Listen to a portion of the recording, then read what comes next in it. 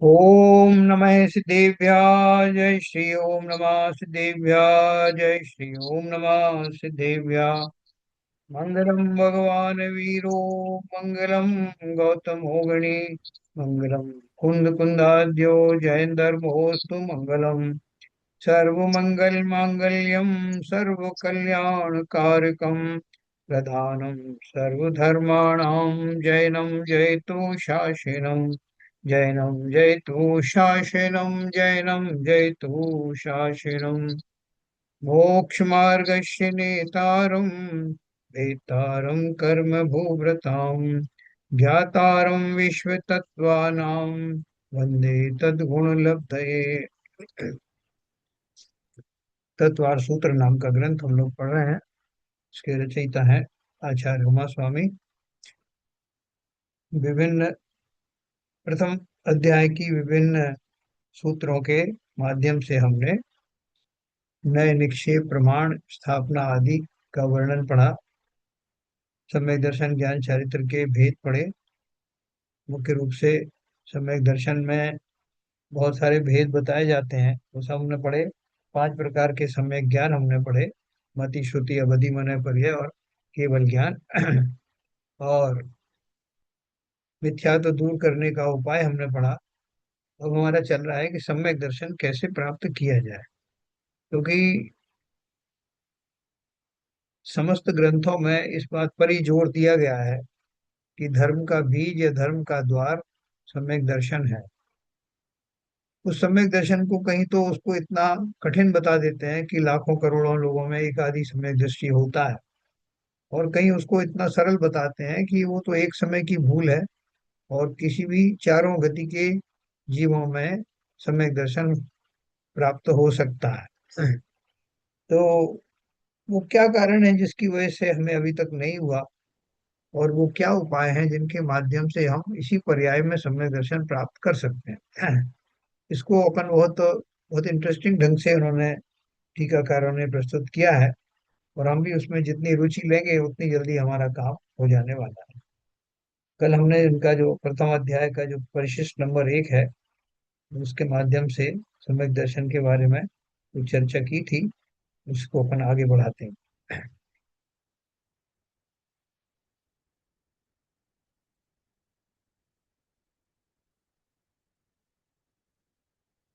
देखिए, हमने ये पढ़ा था,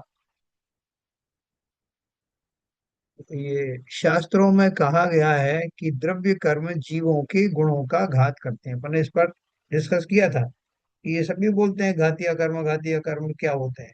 तो ये बहुत प्रसिद्ध प्रकरण है जिसमें कर्मों के द्वारा, जिन्हें घातीय कर्म कहते हैं, जीव के गुणों का घात होता है ऐसा बताते हैं।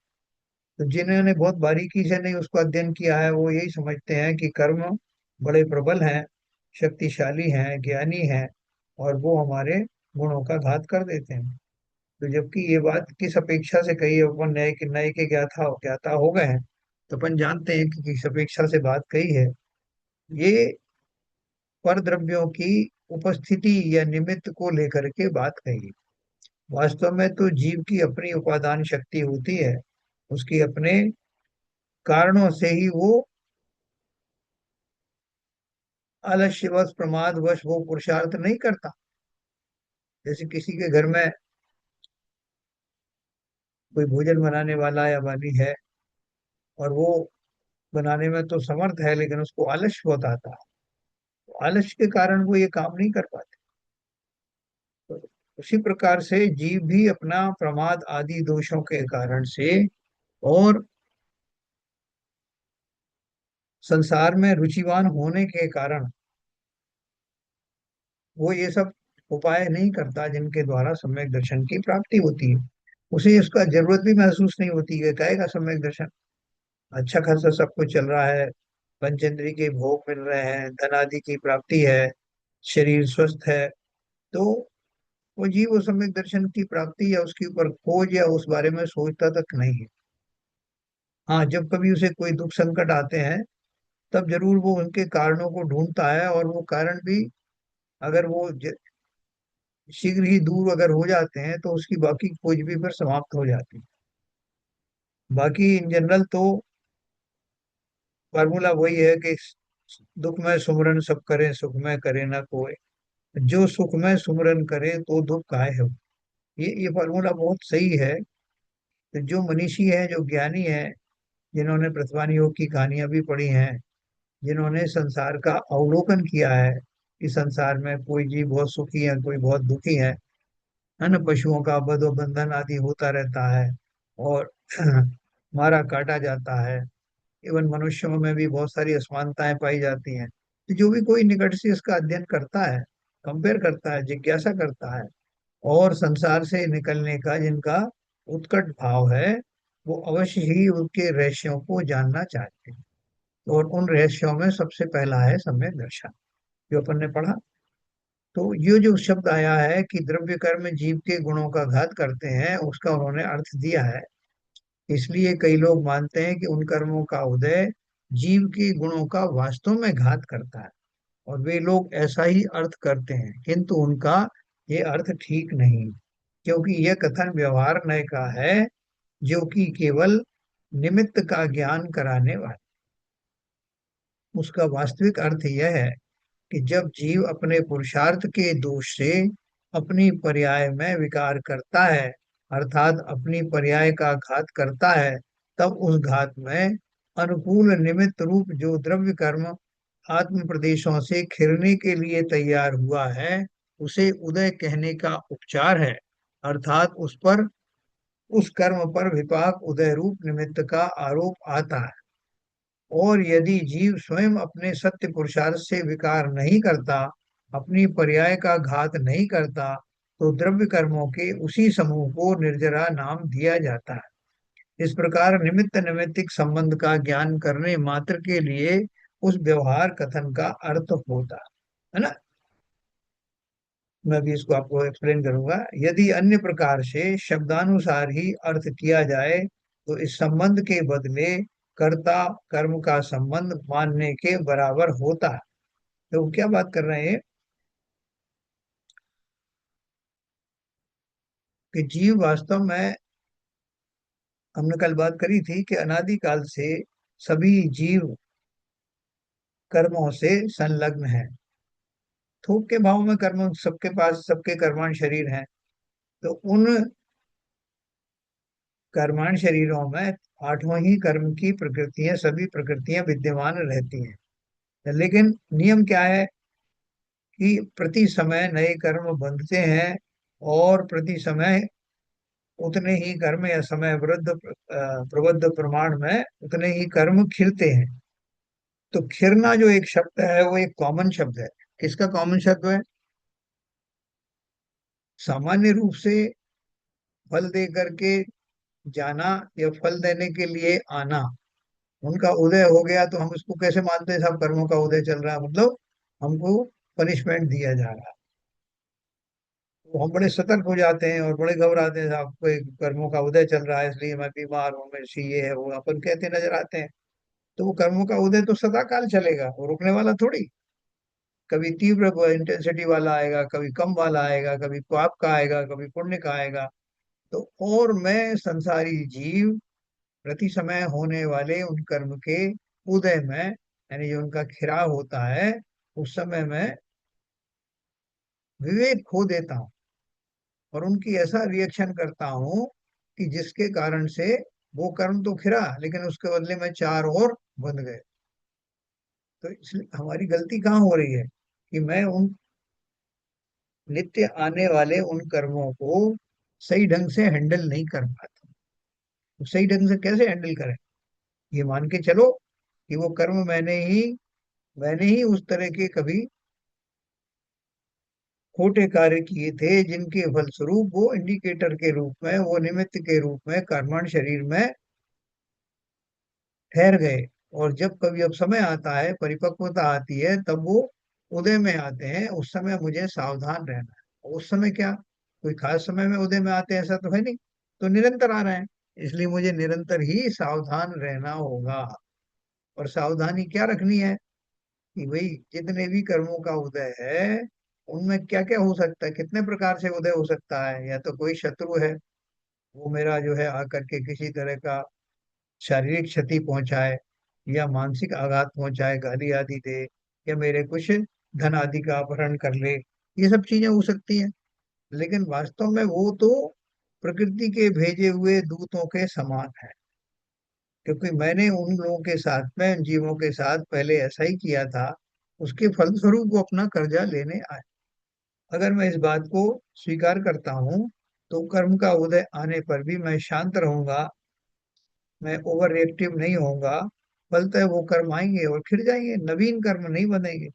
ऐसा मैं अगर निरंतर करता रहा, एक दिन मेरा वो कर्मांश शरीर खाली हो जाए। तो ये जो चक्र है कर्मों का, उसको जान लेना, समझ लेना, विश्वास में लाना, यही इस समय का पुरुषार्थ है। तो यहाँ उन्होंने बल बोला कि अगर उनको मैंने कोई रिएक्शन नहीं दिया तो उनको निर्जरा हुई ऐसा कहा जाएगा, लेकिन मैंने रिएक्शन दी तो नए और बांध दी, इसलिए उसको निर्जरा नहीं कहा जाएगा, सिर्फ उदय कहा जाएगा। तो एक तो बात ये उन्होंने कही। यदि अन्य प्रकार से अर्थ किया जाए, तो इस संबंध के बदले कर्ता कर्म का संबंध मानने के बराबर होता है। हमने कर्मों को क्या मान लिया कि वो मेरे कर्ता हैं। वो चाहते हैं कि तुम बैठ जाओ तो मैं बैठ जाता हूँ, वो चाहते हैं कि गुस्सा करूं तो मैं गुस्सा कर लेता हूँ, वो चाहते हैं किसी से अच्छे बोलो तो मैं अच्छे बोल लेता हूँ। कर्मों में कोई ज्ञान तो है नहीं, ना उनमें कोई शक्ति है ना। ये तो हम अपने ही आचरण के कारण से इस तरह का व्यवहार करते हैं। कर्म हमें मजबूर नहीं कर सकते। ऐसा अपने बल पर, अपने सामर्थ्य पर विश्वास रखना, अर्थात उपादान निमित्त निश्चय व्यवहार एक रूप हो जाता है, अथवा और जीव द्रव्य और दूसरी ओर अनंत पुद्गल द्रव्य है, तो अनंत द्रव्यों ने मिलकर जीव में विकार किया है, ऐसा उसका अर्थ हो जाता है। जबकि ऐसा नहीं हो सकता। खुद ही मानते साहब कर्मों ने कराया, कर्मों का उदय ऐसा, और बहुत जोर जोर से इस बात पर विश्वास भी करते हैं और अपना कथन भी ऐसे ही करते हैं। तो क्या करें साहब, कर्म का उदय आ गया इसलिए ऐसा हुआ। हम कर्म के सामने इतने विवश लाचार दिखाई देते हैं, और वो कर्म तो आते ही सभी के जीवन में आते हैं। फिर कैसे कुछ लोग अनंत और सिद्ध बन जाते हैं, कैसे कुछ लोग पंच परमेष्ठी बन जाते हैं, उनके जीवन में भी तो थे ना सभी। उन्होंने उनका हुआ खड़ा नहीं किया, बल्कि अपने आत्म स्वरूप को पहचान करके कर्मों के उदय के समय में अपने को समता में बनाए रखें। अपन इसी का जो है ना ये अभ्यास करने वाले हैं। कैसे समता में बने रखना है, कर्म किस तरह के आते हैं, कर्मों का क्या क्या प्रकार होते हैं, ये सारी चीजें अपन पढ़ रहे हैं। क्योंकि मुझे उन कर्मों के ऊपर जो मेरी शंकाएं हैं वो शंकाएं निकाल लेनी है। कर्म किसी का घात वात नहीं करते। वही शास्त्रों में तो लिखा है साहब, घातीय कर्म मेरे गुणों का घात करते हैं। घात घात करने का अर्थ क्या है, इसमें भी आगे आएगा, मैं पहले ही बता देता हूँ कि घात करने का अर्थ ये है कि जिस समय इन कर्मों का मैच्योरिटी आती है, उदय आता है, उस समय जीव अगर सावधान नहीं हुआ तो उनकी चोट बड़ी गहरी होती। चोट गहरी होती मतलब उनका जब उदय आता है तो जीव जो है वो अनर्गल वृत्तियां अपनाता, तीव्र कषायों में चला जाता। और तीव्र कषायों में जाने से, तो वो कषाय किसके एंटी है, गुणों का एंटी है, ये गुणों के जो है विरुद्ध है। जैसे मेरे उत्तम क्षमा आदि मेरे भाव है, उनके विरुद्ध चला गया। उत्तम क्षमा मेरा आत्मा का भाव है, आत्मा का स्वभाव है। उस स्वभाव के विपरीत जाकर मैंने क्रोध किया, तो क्या किया मैंने, अपने गुणों का घात किया ना। तो घात कर्मों ने नहीं किया, मैंने ही किया। हाँ, उस समय वो कर्म जो है निमित्त रूप में उपस्थित था। तो उपस्थित रहने से क्या होता है? कोई बोला कि साहब जो है मैं वैसे शराब नहीं पीता, लेकिन मेरा एक दोस्त वहां बैठा हुआ था और मुझे मालूम है कि वो शराब पिए बिना रह नहीं सकता, तो उसको खुश करने के लिए मैंने भी पी ली। क्या खुश करने के लिए? ऐसा उसको बुरा लगता ना ये, उसको बुरा लगता, भला लगता, तुम ये तो जानते हो कि उसमें मेरा ही नुकसान होने वाला है। उसको तो कुछ फर्क नहीं पड़ता, और पढ़े पढ़े तो पढ़ने दो, उसकी खुशी और दुख को कौन सा आपको मायने रखता। ठीक उसी प्रकार से कर्मों के उदय काल में, कर्मों की उपस्थिति में आप अपने आप को संभाल कर रख सकते हैं। वैसा रिएक्शन कर्म का उदय होते हुए भी ना कर सकते हैं, इसके लिए आप स्वतंत्र हैं। और जब हम ऐसा करते हैं तब वो कर्म निर्जरित होते हैं, नवीन कर्म का बंध नहीं होता। यही ज्ञानियों की निशानी है। और तब हम कह सकते हैं कि मेरे कोई कर्मों ने मेरे गुणों का घात नहीं कर पाया। नहीं तो निरंतर हो रहा है, हम आक्षेप उस पर लगा रहे हैं, लेकिन वास्तव में हम ही कमजोर पड़। तो इन्होंने ये लिखा कि निमित्त नैमित्तिक संबंध है, कि जब जीव का काषायिक भाव आदि होते हैं, उस समय निमित्त रूप से वो कर्म उदय में पाया जाता है। लेकिन मैं स्वतंत्र हूँ उन अवस्थाओं में, अगर मैंने पहले से तैयारी की है, पहले से अभ्यास किया है, और मैं इस स्थिति को समझता हूँ, तो अगली बार जब भी कर्म उदय में आएंगे, मेरी रिएक्शन वैसी नहीं होगी। वो कैसी होगी? पहले से कम उग्र होगी। फिर उससे क्या होगा? अगली बार फिर आएगा तो उससे और हल्की होगी। और जो कर्म बनेंगे अब नए, वो भी कम अनुभाग वाले, कम स्थिति वाले बनेंगे। तो कितना फायदा मुझे? उस काल में मैं ज्यादा दुखी नहीं हुआ, पहले से कम दुखी हुआ। और दूसरा ये कि वो जो कर्म उस काल में बंधे वो आएंगे, वो हल्के होके आएंगे। ऐसे करते करते वो हल्के हल्के होते होते उनका अस्तित्व समाप्त हो जाए। और मैं अपनी रिएक्शन के कारण ज्यादा दुखी नहीं हुआ। तब किसी ने बहुत जोर कर डांटा मेरे लिए, बहुत कुछ षड्यंत्र किए, लेकिन मैंने ज्यादा बुरा नहीं माना कि भाई ठीक है, मेरा ऐसा उदय है तो हो जाएगा। उसमें मैंने दो तीन चीजें मानी एक साथ। एक तो मैं शरीर आदि नहीं हूँ, शरीर नहीं हूँ। नहीं हूं तो मेरा कोई अनिष्ट क्या करेगा? आत्मा का अनिष्ट तो कोई कर नहीं सकता। तो ज्यादा से ज्यादा क्या करेगा बताओ? संसार में अगर किसी व्यक्ति का कोई सबसे ज्यादा बुरा कर सकता है तो क्या बुरा कर सकता है बताओ भाई? किसी जीव का सबसे ज्यादा अनिष्ट क्या किया जा सकता है? कौन बताएगा? कुछ नहीं कर सकता, एक द्रव्य दूसरे द्रव्य का कुछ कर ही नहीं सकता है। हाँ हाँ। नहीं, ये तो हो गई थ्योरी। जी। लेकिन अगर हम जो व्यवहार में कहते हैं ना, उसने मेरे को ये कर दिया, उसने मुझे यूं सताया, उसने मेरे से यूं चीटिंग की, वो सब अपन बोलते हैं ना। हाँ, तो अगर उस अपेक्षा से भी अपन देखें, तो मेरा ज्यादा से ज्यादा क्या किया जा सकता है? ज्यादा से ज्यादा ये होगा कि हमने समता नहीं रखा, हम प्रतिक्रिया करेंगे तो हमारी निर्जरा की जगह विपाक हो जाएगा और कर्म बंध जाएंगे। नहीं, इस शरीर का क्या कर सकता है कोई ज्यादा से ज्यादा? मार डालेगा, है ना? हाँ, शरीर में, हाँ, सबसे शरीर को घात करेगा। सबसे सकता है बड़ा बस। जो है, हाँ, क्या बोल रहे हैं आरपीएन साहब? शरीर का घात कर सकता है। शरीर का घात कर सकता है, जिससे ही मैं सबसे ज्यादा डरता हूँ संसार में। बाकी सब कुछ तो ठीक है, चल जाएगा साहब, कहीं शरीर का घात हो गया तो मैं मर जाऊंगा। तो मैं मरना नहीं चाहता, इसी वजह से मैं डरता रहता हूँ। तो अगर मुझे ये कोई गारंटी दे कि तुम कभी मरोगे नहीं, तो मैं किसी से डरूंगा क्या? इतना तो पक्का कि मैं किसी से, कोई मुझे मार नहीं सकता, क्योंकि मैं शरीर हूं ही नहीं। शरीर का कोई घात कर देगा तो उससे मैं मरने वाला तो हूं नहीं। एक तो ये विश्वास मुझे है। फिर उन्होंने कहा नहीं साहब, वो आपको मारने की बात नहीं, हम आपको दुखी करेंगे। तो दुखी भी किसको करेगा? तो दुखी कौन होता है? शरीर तो दुखी होता नहीं है, दूसरी बात। ना तो शरीर मरता है, ना शरीर दुखी होता है। लेकिन मरने का भाव किसको आता है? और शरीर में जो दुख तकलीफ है उसका भाव किसको आता है ना? दोनों स्थिति में शरीर को तो कुछ पता नहीं। अब उसको मारने का जो भाव है, अर्थात जीव और वो पृथक पृथक हो जाते हैं, इसको ही हम मरण कहते हैं। रोग आदि भी शरीर में होते हैं जिसका ज्ञान हमें होता है, और हम उसी में कि ये मेरा था, ये चला, इस ज्ञान के कारण से दुखी होते रहे। ये कौन सा ज्ञान है मेरा? खोटा ज्ञान है कि सम्यक ज्ञान है बताओ? है नीरजा जी, ये कौन सा मिथ्या ज्ञान ज्ञान है? है। खोटा मिथ्या खोटा ज्ञान। खोटा मिथ्या मिथ्या ज्ञान। ज्ञान है। मिथ्या ज्ञान है। हाँ। तो अब मुझे समझ में आ गया कि ये संसार इस चीज का फायदा उठाता है कि मेरा ज्ञान खोटा है। इसलिए मुझे धमकाते रहते हैं लोग बाग। तुमने अगर ऐसा नहीं किया तो तुमको ये कर दिया जाएगा। और उनको कोई गाली दे रहा है, कोई डांट रहा है, और मैं बहुत दुखी हो रहा हूँ कि मुझे डांटा है, मेरा मान सम्मान नहीं हुआ, मेरा ये हो गया, मेरे शरीर में रोग हो गए, मेरा जो ये अगर मैंने ज्यादा किया तो ये शरीर को मार डालेगा, मुझे मार डालेगा, है ना? मुझे मार डालेगा। शरीर तो मैंने इंटीग्रल मान ही लिया है कि मैं ही तो हूँ शरीर। जैसे जैसे हाथी चलता है और जी। कुत्ता भौंकता है, तो हाथी को ये मालूम है कि वो बहुत शक्तिशाली है, उसका शरीर बहुत भारी है, तो वो जरा भी परवाह नहीं चिलमिल करता। नहीं करता, वो सीधा चलता रहता है। उसको कोई फर्क ही नहीं पड़ता कि कितने कुत्ते भौंक रहे हैं। बिल्कुल और बिल्कुल। उसका वो लेता ही नहीं है कि भान ही नहीं लेता है।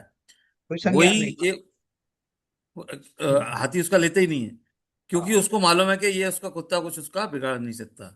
बराबर। एक एक वही अल्सेशियन जो है, छोटा सा कुत्ता होता है, उसको इतना गुस्सा रहता है कि वो जंजीर से खिंचा खिंचा उसको ऐसा लगता है कि वो अपने डर की वजह से दूसरों को डरा दे। और हाँ, सबको देख के भौंकता और की करता रहता है, तो उसको लगता है कि अपना डर इतना ज्यादा है उसका कि वो ये तो कमजोर है कि वो दूसरों को डरा के अपने को सेव कर ले। तो बराबर। ये जो आपने बात बोली अभी, कि हमारा जो डर रहता है, उसी की वजह से हमारा ये मिथ्या शरीर का जो हमारा डर है, वही मिथ्या है हमारी। और उसी की वजह से हमको सारे क्रोध भाव और हमारे सारे की सारे कसायिक भाव चालू हो जाते हैं कि अरे यार, ये तो ये कर देगा, ऐसा कर देगा, वैसा कर देगा। अभी देखो, अपन वो गजकुमार मुनि की बात तो हम करते ही हैं कि जिनके उनके शत्रु ने उनके सिर को ही सिगड़ी बना के आग लगा दी। अगर वो सामान्य व्यक्ति होते तो पहले ही उसके हाथ पैर जोड़ने लगते कि भैया ये क्या कर रहे हो, मैं मर जाऊंगा, है ना। लेकिन उन्होंने क्या एक सामान्य बात सोची कि शरीर क्या है, एक पड़ोसी मात्र है, उससे मेरा कोई दूर दूर तक रिश्ता नहीं। और ये उनका जो चिंतन था, बहुत गहरा चिंतन था, ऊपर ऊपर से नहीं।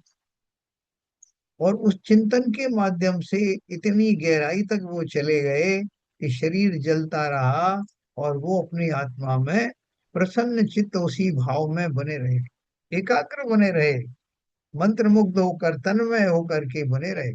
और वो तन्मयता इतनी ज्यादा थी कि शरीर कब छूट गया, शरीर छूटने से पहले ही केवल ज्ञान भी हो गया और शरीर छूटते से मुक्ति भी हो गई।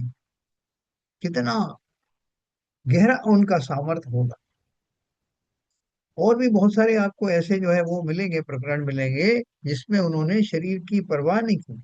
पांडवों के जो तीन पांडव थे ना, नकुल सहदेव के अलावा, जिनकी पालीताना से मुक्ति हुई, तपस्या में खड़े थे, कितने शूरवीर थे, युधिष्ठिर, अर्जुन और वो भीम, कितने बलवान थे अपन सब जानते हैं।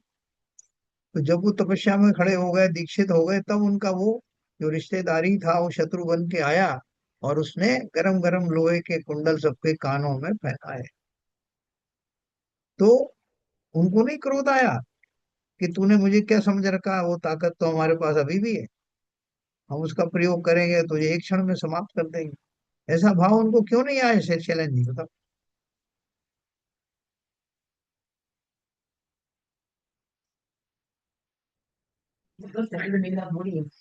हाँ, हाँ। जैसे आपने कई बार उदाहरण दिया है हाँ। कि जब यदि आपको कोई या तीव्र आपको आप को बिस्तर में पड़े हो और उससे कोई बड़ी विपदा आ जाए, या आपकी जैसे लड़की की शादी है, आप वो सारी विपदा भूल के उसमें लग जाते हो, भाग दौड़ में काम में लग जाते हो। तो जब आपका जो जो शरीर की आपकी विपत्ति है, वो आपको भानी नहीं होता है, क्योंकि उससे हम्म। बड़ी चीज आ गई। तो बहुत वैसे बढ़िया। ही ये ज्ञान जब आपका से आपका दृढ़ हो जाए कि ये शरीर मेरा मेरा नहीं है, और इससे मेरे को कुछ होने वाला नहीं है, तो निश्चित रूप से वो जो भाव आप बोल रहे हो वो बन सकते हैं। बिल्कुल, एक तो श्रद्धा में, ये शरीर मैं नहीं हूँ, ये श्रद्धा पक्की।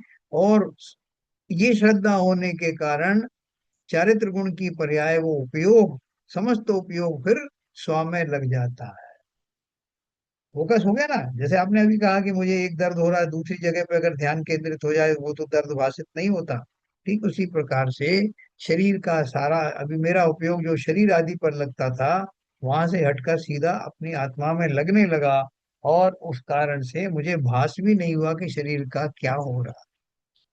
और इसके विपरीत वो उसके जो दो छोटे भाई थे, नकुल और सहदेव, उन्होंने क्या सोचा कि अरे हमारे बड़े भाइयों को कितना कष्ट हो रहा। पहनाए तो उनको भी थे, लेकिन उन्होंने सोचा कि हम तो अभी जवान यंग हैं इनके मुकाबले में, और हम सह लेते हैं, इसको क्या दिक्कत है। लेकिन हमारे बड़े भाइयों को भी पहनाया, ये बेचारे कैसे सहेंगे। तो इतने मात्र से वो तीन तो चले गए मोक्ष, और ये दोनों चले गए स्वर्ग। तो क्या कमी हो गई उनके चिंतन में, किस लिए वो मोक्ष नहीं जा पाए। राग आ गया। राग से, है ना, तीव्र मोह के कारण से। और जब उन्होंने उनके शरीर को दुख करने योग्य माना तो अपने शरीर को भी तो माना। वो राग का उनने जो फार्मूला लगाया, ये मेरे भाई हैं, मेरे रिश्तेदार हैं, तो रिश्ता क्या है, शरीरों का रिश्ता था। और शरीर तो किसी के है नहीं सगे। मेरा ही शरीर नहीं है मेरा सगा, तो उनके शरीर उनके सगे या मेरे सगे कैसे हो सकते।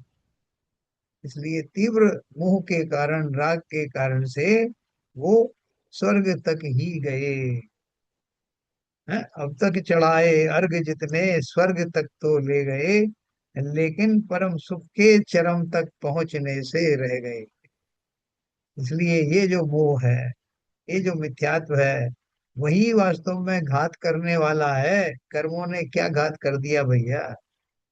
घातिया कर्म चिल्ला रहे हो, उसका अर्थ मात्र इतना है कि ऐसे तीव्र कर्म उदय में आए क्योंकि मैंने ही उनका निर्माण किया। मेरे कारण ही वो आए, मेरी सत्ता में बने रहे।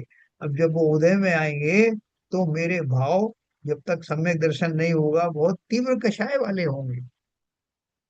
तीव्र कषाय वाले होंगे तो मेरे गुणों का घात होगा, मतलब उनका गुणों में मैं नहीं रहूंगा। मेरा स्वाभाविक गुण समाप्त हो जाएगा उस समय। समाप्त मतलब ढक जाएगा, प्रकट नहीं होगा। मैंने कहा उत्तम क्षमा मार्दव आर्जव भाव है। किसके भाव है, आत्मा के भाव।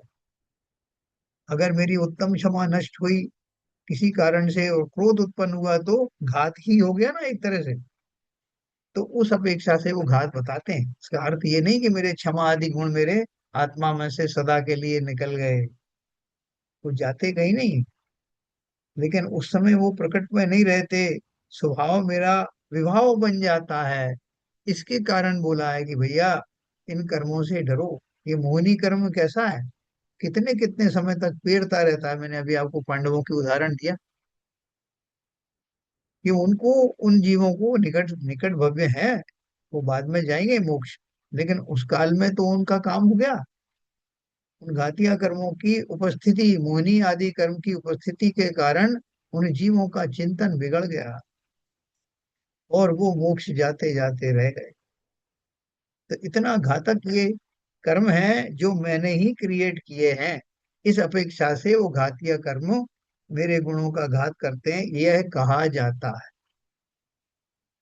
है ना। यह निमित्त नैमित्तिक संबंध बताने के लिए कर्म के उदय ने जीव पर असर करके हानि पहुंचाई, उसे परिणमित किया इत्यादि प्रकार से उपचार से कहा जाता है। किंतु उसका यदि उस शब्द के अनुसार ही अर्थ किया जाए तो वह मिथ्या है ना। वो अर्थ वैसा नहीं है।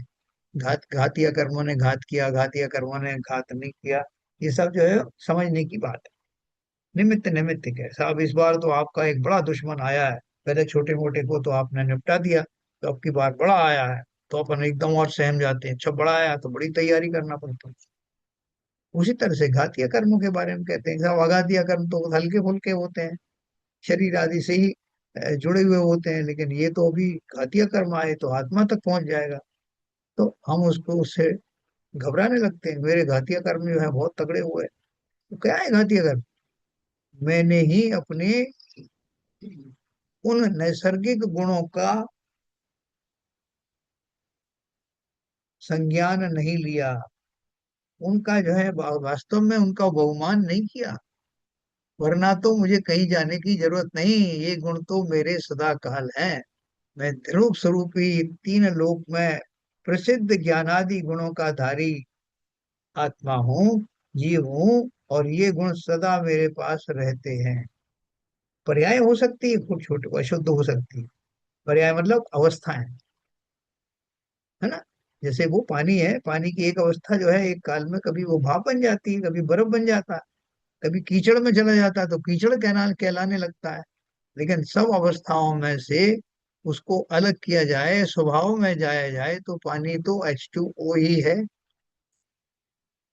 ऐसे ही मेरे गुण कहीं गए नहीं, लेकिन पर्याय विशेष में मेरे दुराचरणों के कारण उनका लोप जैसा हो जाता है, वो दब जाते हैं, प्रकट नहीं हो पाते, और उसका फल दुख के रूप में मैं भोगता रहता हूँ। इसलिए कहा जाता है कि घातीय कर्मों से मेरे स्वभाव का घात। ये बात क्लियर हुई क्या सबको? क्या हरभजन साहब? जी। घातीय कर्म जो है, तो अपन डरे कौन से कर्मों से डरे, घातिया से क्या घातिया से? कर्मों से डरना ही नहीं है, कर्म तो मेरे ही है अपने। कर्म तो आपसे डर के भागेंगे। जैसे अपन जिनेंद्र देव के लिए कहते हैं ना, होली खेले मुनिराज शिखर वन। क्या है कि होली खेल रहे हैं, उन्हें कर्मों से होली खेल रहे हैं, उन तरह तरह के अलंकार लगाते हैं ना, क्या दिखाने के लिए कि उन पराक्रमी जीवों का पुरुषार्थ देखो, जिनके सामने कर्म छूट छूट कर भाग रहे। तो वैसे अज्ञानी है, उनमें कोई ज्ञान नहीं, लेकिन अपन अपने जो हमारी सांसारिक भाषा है उस भाषा में ऐसा करके प्रसन्न होते हैं, उन भाषा का प्रयोग करके। इस प्रकार सम्यक दर्शन प्रकट करने के लिए पहले स्वाद्रव्य परद्रव्य की भिन्नता निश्चित करनी चाहिए। अपन क्या पढ़ रहे हैं? सम्यक दर्शन प्राप्त करने के उपाय। तो क्या क्या ना, सबसे पहले स्टेप क्या बताइए? सबसे पहले स्वद्रव्य परद्रव्य की भिन्नता, जिसे भेद विज्ञान कहते हैं, वो करनी चाहिए। और फिर क्या करना चाहिए, सो कहते हैं। तो मान लो पहला स्टेप अपन ने समझ लिया कि ठीक है साहब, अब मैं इनको अलग अलग कर दूंगा, स्वाद्रव्य और परद्रव्य। तो परद्रव्य में क्या आता है और स्वद्रव्य में कौन कौन सी चीजें आती हैं? कितने स्वद्रव्य हैं आपके पास? है, सारे स्वजन है ना, वो सब स्वद्रव्य हैं क्या? इसके अलावा सब पढ़ रहे हैं एक्चुअली। इसका भान ही नहीं जहाँ होता। शरीर तो अपना है, वो तो जीवन साथी है, जब तक अपन रहेंगे तब तक शरीर भी रहेगा। है, और फिर स्वद्रव्य है। अगला स्टेप, शरीर से जुड़े हुए लोग हैं, वो क्या करेंगे? है नहीं, शरीर और शरीर से जुड़े ये जो जितनी भी चीजें हैं वो स्वाद्रव्य हैं कि परद्रव्य हैं? कर्तव्य है सर। अब इतनी देर, इतने समय से आप ठोक ठोक के बजा बजा के कह रहे हैं। तो अगर वो सब परद्रव्य हो गए तो मेरे खाते में कुछ डालो ना, स्वद्रव्य में भी तो कुछ जोड़ो। क्या क्या है स्वद्रव्य में? मैं और मैं। क्या नीरजा जी, एक आध तो डालो, अपन अकेले पड़ गए। नहीं, डालने की जरूरत नहीं है, निकालने की जरूरत है। क्या कहा कि जहां देह अपनी नहीं, तहां ना अपना कोई। जब शरीर ही मेरा नहीं, तो मेरे सारे संबंध जो शरीर पर आधारित हैं वो मेरे कैसे हो सकते हैं? है ना, ये बात ये मंत्र है ये। इस मंत्र का जाप करो एकांत में, जहां देह अपनी नहीं तहां ना अपना। बार बार ये चिंतन करोगे तो बाकी सब जो बाह्य पदार्थ हैं उनसे तो मोह कम होगा ही होगा, लेकिन जो सबसे निकट वाला है, जिससे मैं भ्रमित हूं कि ये तो मेरा है, उससे भी मोह भंग होने लगता है। किसी ने आपसे कुछ कह दिया, किसी ने आपको भोजन नहीं दिया, आपके भोजन में थोड़ा कम टेस्ट वाला दिया, तो हम सब तो शरीर को ही अपना मानते हैं, इसलिए हमारा लोगों से मतभेद होता है। इसी से सब लड़ाई झगड़े हैं, इसी से वैमनस्यता और कषाय है। बाकी तो क्या है, और क्या कारण है? Difference of opinion. उन्होंने साहब वो सब ठीक है, उनका विचार अलग है, मेरे विचार अलग। अरे ये कौन से विचार है विचार? पर्याय जन्य विचार है, इनमें क्या धरा है? नहीं साहब, उन्होंने ऐसा बोल दिया, मेरी बात ढीली हो गई। लोग तो व्हाट्सएप पर भी एक दूसरे के कमेंट को कंट्राडिक्ट करके लड़ने लगते। वो जोर की लड़ाइयाँ होती। ये इलेक्ट्रॉनिकल चीजों के ऊपर लड़ रहे हैं, शरीर की बात के ऊपर लड़ रहे हैं। उन्होंने ऐसा कह दिया, मैंने ऐसे सुन लिया, जहां देह अपनी नहीं तहां ना। इस मंत्र को निरंतर याद रखना। ये कब काम आएगा? सारे संकटों के बीच में, सारे सुख के क्षणों के बीच में ये मंत्र अलग से दिखाई देगा। इस प्रकार सम्यक दर्शन प्रकट करने के लिए पहले स्वाद्रव्य परद्रव्य की भिन्नता निश्चित करनी चाहिए। और फिर क्या करना चाहिए, सो कहते हैं। अब देखो, अब हमको और करना क्या है? कितना बढ़िया आपने को एक एक चीज बताई जा रही है। स्वद्रव्य और परद्रव्य की भिन्नता निश्चित करके परद्रव्यों पर से लक्ष्य छोड़कर स्वद्रव्य के विचार में आना चाहिए। वहां आत्मा में दो पहलू हैं, उन्हें जानना चाहिए। आत्मा में दो पहलू कौन से हैं? एक पहलू आत्मा का प्रति समय त्रिकाल अखंड परिपूर्ण चैतन्य स्वभाव रूपता द्रव्य गुण पर्याय में है। वर्तमान पर्याय को गौण करने पर आत्मा का यह पहलू निश्चय नय का विषय है। इस पहलू को निश्चय करने वाले ज्ञान का पहलू निश्चय नय है। अभी आपको समझा रहे हैं वो निश्चय नय और व्यवहार तरह तरह से समझा रहे हैं। तो निश्चय नय क्या कहा उन्होंने? निश्चय नय का विषय वो अखंड आत्मा है, त्रिकाल स्वभावी आत्मा है, जो कभी विकारी नहीं हुआ, जो सदा ही उन अनंत गुणों की खान रहा, ज्ञानादि चैतन्य गुणों से विभूषित जो आत्मा है, जिसका कभी कोई कर्म आदि से कोई संबंध नहीं, मतलब नैसर्गिक रूप से स्वभाव रूप से जो आत्मा सभी परद्रव्यों से भिन्न सदा काल बना रहता है, त्रिलोकी है, तीनों काल में ऐसा रहता है, ऐसा आत्मा मैं हूं, ऐसा विश्वास और ऐसा उसके बारे में जानना, यह निश्चय नय का कथन है।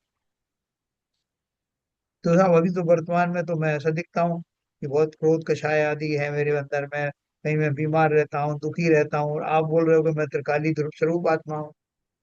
ये पर्याय की बात है ना, अवस्थाओं की बात है। जैसे मैंने आपको बताया ना कि अवस्थाएं, कि आप जो पानी अभी वर्तमान में साहब बहुत गंदा है, कीचड़ में पड़ा हुआ, और आप बोल रहे हैं कि पानी लोगों की प्यास बुझाता है।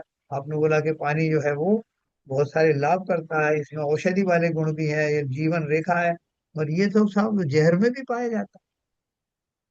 जहर घोल के दोगे, उस संपूर्ण पानी को भी जहर कहते हैं ना, उन्होंने विष पिला दिया। लेकिन उस पानी में के कण उस जहर में होते हुए भी वो शुद्ध है। वो जहर के कण अलग पड़े हुए हैं उसमें, लेकिन पानी तो पानी ही है। उसी प्रकार से मैं त्रिकाल रूप से स्वभाव रूप से तो सदाकाल शुद्ध ही हूँ। पर्यायों में अनादिकाल से ये पर्यायों की श्रृंखला चल रही है, जिनमें मैं मिथ्यात्वादी दुर्गुणों के कारण से वैसा नहीं दिखाई दे रहा जैसा कि मैं हूँ। है ना, कोई एक बहुत सुंदर बालक है, उसको एक शुरू से ही वो गरीबी के कारण उसको एक ड्रामा पार्टी जो होती ड्रामा करती नौटंकी करती गांव गांव में, उसने लेके गए। अब उस बच्चे को कभी भी ओरिजिनल रूप में उसको आने नहीं देते, उसको रोज रोज नया सॉन्ग बना देते हैं कि अभी तुम राधा बन जाओ, अभी तुम श्याम बन जाओ, अभी ये बन जाओ। ये कपड़े उपड़े बनाते लगाते रहते हैं, नया नया मेकअप करते रहते हैं। किसी ने उसको अपने सामान्य रूप में देखा ही नहीं।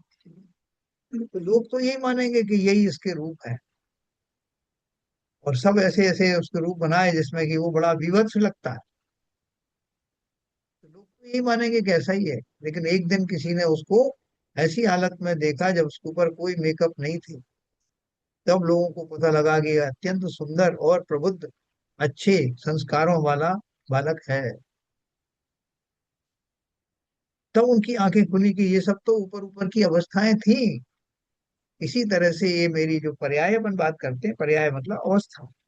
मनुष्य पर्याय है, मनुष्य पर्याय में गरीब हूँ, अमीर हूँ, इंजीनियर हूँ, डॉक्टर हूँ, ये सब पर्याय है। नारकी हूँ, निगोदी जीव हूँ, ये सब शरीर की अवस्थाएं हैं, और शरीर के अनुरूप मेरे भाव उस समय आत्मा के भाव स्वरूप रहते हैं ना, वो आत्मा के गुणों की पर्याय हैं, विकारी पर्याय। शरीर की पर्याय विकारी हो गई, नरक में जीव गया तो नरकी शरीर में लग गया, और साथ में आत्मा की के विकारी भाव हुए, तभी तो मार काट करवा रहा। तो आप अच्छे से समझना कि पर्याय किसे कहते हैं, और नैसर्गिक अवस्था किसे कहते हैं, स्वाभाविक अवस्था किसे कहते हैं। मैं त्रिलोकी नाथ तीन काल में लिखा ना, क्या क्या उसके लिए विशेषण दिए गए हैं।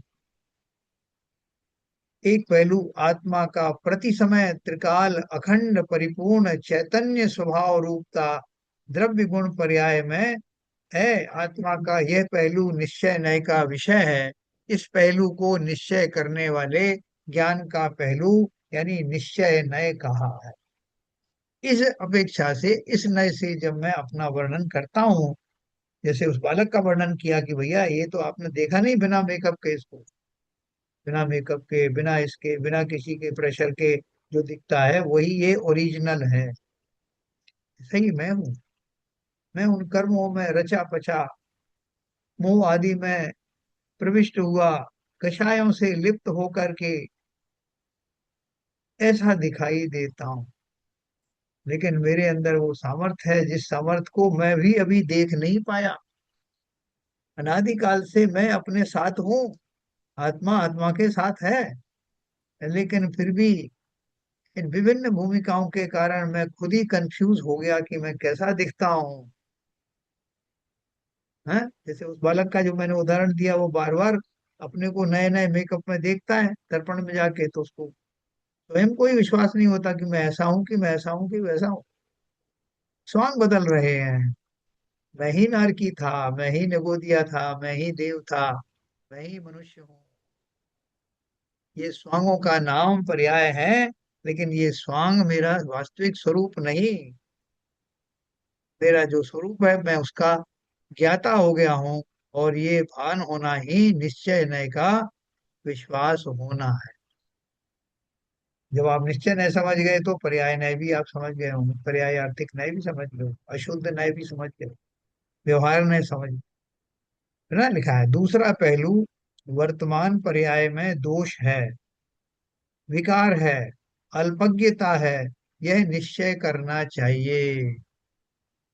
है भगवान से क्या बोलते हैं, तुझ में मुझ में अंतर ही क्या, तुझ में मुझ में अंतर ही क्या, मैं क्या बन सकता ना ईश, मैं क्या ना पा सकता वे गुण, जिन्हें देख नम जाता शीश। स्वयं से प्रश्न कर रहा है ईश्वर की साक्षी में, मेरे अंदर क्या कमी। तो ये जो दूसरा दोष है, पर्याय में दोष है, विकार है, अल्पज्ञता है, यह निश्चय करना चाहिए। यह पहलू व्यवहार नय का विषय है। देखो निश्चय और व्यवहार बहुत अच्छे से समझ में आएगा। इस प्रकार दो नयों के द्वारा आत्मा के दोनों पहलुओं का निश्चय करने के बाद पर्याय का आश्रय छोड़कर अपने त्रिकाल चैतन्य स्वरूप की ओर उन्मुख होना चाहिए। है, तो क्या करना चाहिए, ये बार बार के जो स्वांग मेरे बदल रहे हैं ये मेरा स्वरूप नहीं। उन कहते नहीं कि मैं तंग आ गया, जैसे सीता जी ने कहा ना रामचंद्र जी से कि मैं तो तंग आ गई, कितनी परीक्षाएं देना पड़ेगा इस शरीर की खातिर। परीक्षाएं लेते रहोगे, शरीर अशुद्ध हो गया कि शुद्ध हो गया कि क्या हो, नहीं देनी कोई परीक्षा है। अब परीक्षा दूंगी तो अपने सामर्थ्य की दूंगी, अपने ज्ञान और चैतन्य गुण की दूंगी। ऐसा हमें कभी नहीं होता कि जिस मुझे लोग व्यवहारी व्यवहारी कहते हैं, मैं व्यवहारी नहीं, मैं तो निश्चय नय का धनी हूँ। तो यह पहलू व्यवहार नय का है। इस प्रकार दो नयों के द्वारा आत्मा के दोनों पहलुओं का निश्चय करने के बाद पर्याय का आश्रय छोड़कर अपने त्रिकाल चैतन्य स्वरूप की ओर उन्मुख होना चाहिए। ये बात सही लग रही है कि ऐसी लग रही है? इन्हें बोल दिया होना चाहिए, हो या ना हो हम, ये हमारे ऊपर। क्यों हो, इससे क्या फायदा होने वाला, कुछ फायदा है शैलन जी, कुछ फायदा नहीं लग रहा आपको? नहीं, चिंतन में तो आना चाहिए सब वैसे। अरे क्या फायदा है, बहुत कर लिया चिंतन। नहीं सर, जब तक चिंतन में नहीं आएगा तब तक प्रकट भी नहीं होगा। तो देखो, कैसे होगा? हाँ। ये जो फायदे की बात ऐसी है कि जो इस बात को मानते हैं तो वो तो खुद और दुखी और वो होते रहते हैं। मतलब जहां यहाँ पर जो है, आपका चिंतन में भी लाना है और आप उसको मान के चलना है। आपको थोड़ा सा भी अपने अंदर सुख प्रकट करना है, थोड़ी शांति प्रकट करनी है, तो ये निश्चित रूप से इसको, और आता भी है हम लोगों में। जैसे आप देखोगे, हम लोग जनरली बहुत परेशान और नाराज नहीं होते हैं। कभी हमको बहुत जल्दी कोई बात बुरी भी लग जाती है, कुछ ऐसा हमको कोई ऐसा वो लगता भी है, लेकिन हम थोड़ी देर बाद ही शांत हो जाते हैं, क्योंकि हमारे अवचेतन में या हमारे जो सिक्स सेंस में पड़ा हुआ है कि जो जो भी हो रहा है उसका रीजन जो है, लाइक इससे कोई फर्क पड़ने वाला नहीं है। और तो हम उससे शांत भी हो जाते हैं, तो ऐसा फर्क पड़ता है, आता भी है चिंतन में। लेकिन हाँ, बहुत से लोग इस बात को बहुत मिथ्या दृष्टि, जैसे शुरू में जब हमारी उम्र जो यंग है और ये है, और हम हमारा चिंतन इसमें नहीं गया है, तो हम सारी चीजों को भौतिक चीजों से ही जोड़ के देखते रहते हैं और उसी का किंतु परंतु करते रहते हैं। उसी में दोषों को दूसरों को दोषी, या किसी अपनी किसी आदत को दोषी, या किसी रिश्तेदार को दोषी, इसी को मानते रहते हैं। अब ये चीजें यदि आप हमको बोलो, आरपी जैन साहब को बोलो, या आप किसी को बोलो, किसी को है ये बात नहीं है, बिल्कुल भी नहीं है दिमाग में। तो हो यही तो वो सकता कहते हैं, दूसरे लोग उनको यही लगे कहते कि कभी हैं कि इनके पास अब कोई हम्म। काम रहा नहीं, शरीर में ताकत रही नहीं, इसलिए धर्म का सहारा लेकर के टाइम पास कर रहे हैं। हाँ नहीं जवानी तो में तो ठीक है, इन्होंने। ठीक ठीक है ना। तो हाँ। उनका चिंतन यदि ऐसा नहीं, उनका चिंतन में ही तो प्रॉब्लम है। अब वो चिंतन हम सोच रहे हैं, हम उनकी सोच में जैसा हम वैसा सोचने लगे, तो वापिस हम थोड़े वो हो जाएंगे कि अरे ये हमको समझते नहीं है, हमारे पास इतना एक्सपीरियंस है, हमने 40 साल यूं और ये किया वो किया, और ये हमको मानते नहीं। हमको हाँ। मालूम है ये संसार ऐसे ही चलने वाला है, छोड़ो इन चीजों में कोई फर्क नहीं पड़ता है। अपना ध्यान रखो, अपना अपने कसाई भाव कम रखो, और अपना अपना मन शांत रखो, तो स्वाध्याय में देखो, लगे रहो। बहुत बढ़िया है। तो आज अपने दो बातें अपन ने सीखी। इस प्रकार दो नयों के द्वारा आत्मा के दोनों पहलुओं का निश्चय करने के बाद पर्याय का आश्रय छोड़कर अपने त्रिकाल चैतन्य स्वरूप की ओर उन्मुख होना चाहिए। इस प्रकार त्रैकालिक द्रव्य की ओर उन्मुख होने पर वह त्रैकालिक नित्य पहलू होने से उसके आश्रय से सम्यक दर्शन प्रकट होता है। तो आज हमने जो कुछ भी पढ़ा, खाली इतने मात्र से सम्यक दर्शन हो सकता है। क्या पहलू से? कि जो मैं हूं वो अत्यंत पूर्ण हूं, मुझे किसी पर की कहीं भी आवश्यकता नहीं है, और उस पूर्णता का ज्ञान संज्ञान और श्रद्धा से ही मेरा सारा मिथ्यात्व समाप्त हो जाएगा। इतना श्रद्धान होने भर से यही तो सम्यक दर्शन है, और है क्या? जो इसमें दो लाइन लिखी है ना, उसका श्रद्धान हो गया कि ऐसा ही है। निरंतर इस बात को सोचते रहेंगे तो यही सम्यक दर्शन का स्रोत बन जाएगा। कल अपन इसके बारे में और पढ़ेंगे, और अपन तब तक पढ़ते रहेंगे जब तक कि वो हमारे चिंतन में ना आ जाए। और चिंतन सुधरने के बाद तो हमें कुछ पढ़ने की जरूरत भी नहीं, क्योंकि ये सब पाठ्यक्रम अंदर में चलेगा फिर। तो चलिए, अभी समाप्त समय हो गया।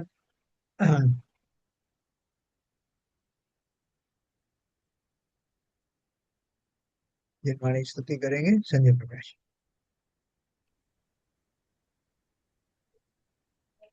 संजय प्रकाश जी नहीं है शायद आज।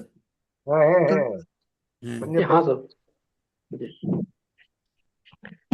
मिथ्यात्व नाश वेको ज्ञान के प्रकाश वेको आपा परिभाष वेको भानु से बखानी है द्रव्य जान वेको बंद विधि भान वेको स्वपर पहचान वेको परम प्रमाणी है अनुभवताय वेको जीव के जताए वेको कहूँ न सताए वेको भवे उरे आनी है जहाँ तहाँ तार वेको पार के उतार वेको सुख विस्तार वेको यही जिन वाणी है हे जिन वाणी भारती तो है जपू दिन रैन जो तेरी शरणा गए सो पावे सुख चैन जा वाणी के ज्ञान ते सूझे लोकालो सो वाणी मस्तक नमो सदा दे थे ढोक सदा दे थे ढोक